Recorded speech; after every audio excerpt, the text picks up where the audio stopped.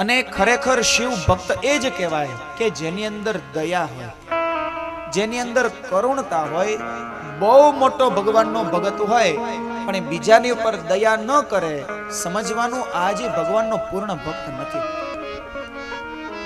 જેની અંદર બીજાના ઉપર દયા કરવાનો ભાવ નથી, મારાથી બીજાનું કલ્યાણ થાય આવો ભાવ નથી, અને મંદિરે આવી અને જલ ચડાવે, બીલીપત્ર ચડાવે, ફૂલ ચડાવે, મહારાજ આ બધું નકામું છે જ્યાં સુધી એને બીજાની ઉપર દયા કરવાનો વિચાર ના. ખરો શિવ ભક્ત એ કહેવાય કે જેને બીજાની ઉપર દયા આવે, બીજાની ઉપર કરુણા આવે.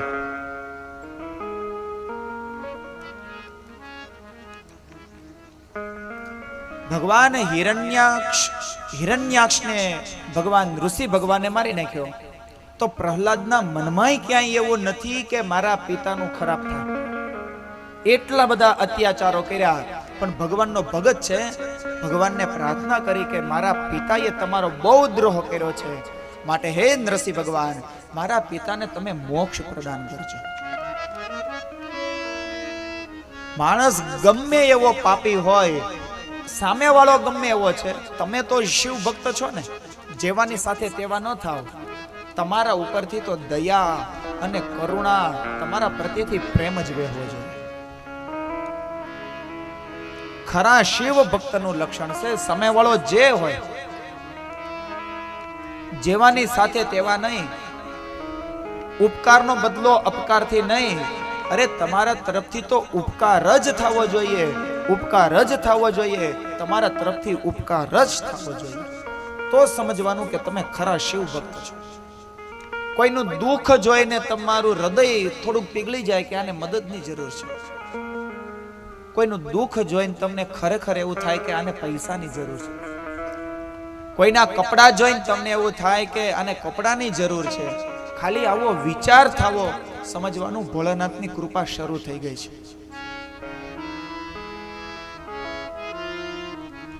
તમારી પાસે વસ્તુ છે નથી એનાથી કોઈ મતલબ નથી.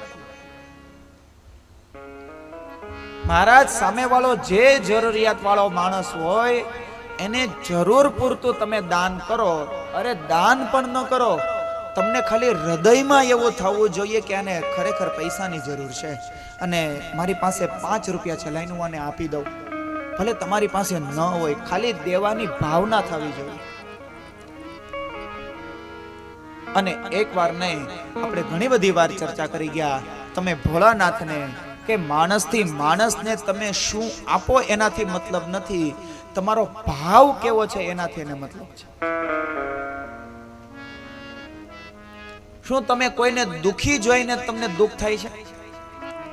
કોઈ માણસને પગ નથી અને તમને એવો વિચાર થાય છે કે આ માણસ પગ વગરનો બહુ દુખી થાય? કોઈને આંખ નથી અને તમને હૃદયમાં એટલું થાય છે કે આને આંખ નથી એટલે આ દુનિયાને કેમ જોતો હશે? તમને જોઈને એવું થાય કે સામેવાળા પાસે પૈસા નથી તો પૈસા વગર એની હાલત શું થતી હોય? તમને ફક્ત આવો વિચાર આવો અને એના પ્રત્યે ફક્ત કરુણા થવી, એના પ્રત્યે તમારું હૃદય દ્રવી થવું, એને જોઈને તમારા આંખમાંથી આંસુડા નીકળી જવા. સમજવાનું ભગવાન ભોળાનાથ તમારી સાથે છે મહારાજ.